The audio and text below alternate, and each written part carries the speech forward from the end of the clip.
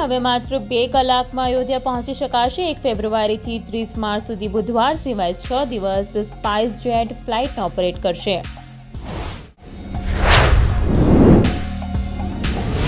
રામ મંદિર પ્રાણ પ્રતિષ્ઠાનો આજે ત્રીજો દિવસ। 550 વર્ષની રાહ પૂર્ણ। આજે રામલલ્લા ગર્ભગૃહમાં બિરાજશે। રામલલ્લાએ જય શ્રી રામના નારા સાથે રામ મંદિરમાં કર્યો પ્રવેશ।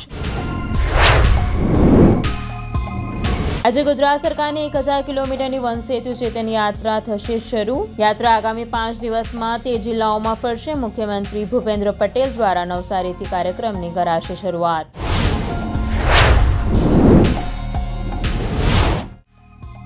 બિલ્કિસ બાનો કેસમાં 3 આરોપીઓએ મુદત લંબાવવા માટે કરી સુપ્રીમ કોર્ટમાં અરજી દાખલ। સરેન્ડર માટે માંગ્યો વધુ સમય।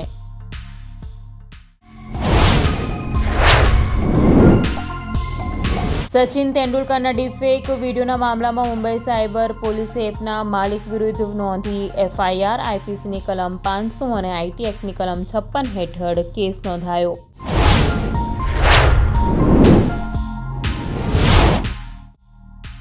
ઈરાની એર સ્ટ્રાઇક બાદ પાકિસ્તાને જવાબી હુમલો કર્યો। બલુચિસ્તાન લિબરેશન આર્મીના ઠેકાણાઓને કર્યો નાશ।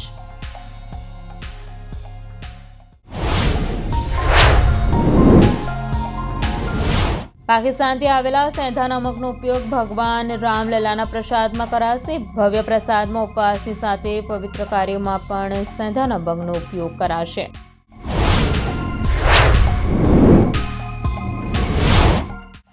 આજે પણ શેર બજાર ઘટાડા સાથે થયું ઓપન। સેન્સેક્સ 481 પોઈન્ટના ઘટાડા સાથે ખુલ્યો તો નિફ્ટીમાં પણ 157 પોઈન્ટનો કડાકો નોંધાયો।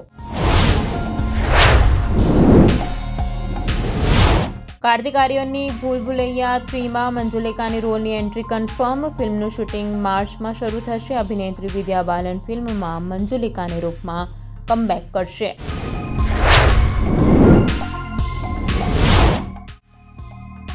અભિનેત્રી રવીના ટંડન તેની પુત્રી સાથે સોમનાથ મંદિરે પહોંચી। આગામી વેબ સિરીઝ કર્મા કોલિંગની રિલીઝ પહેલા મહાદેવને લીધા આશીર્વાદ।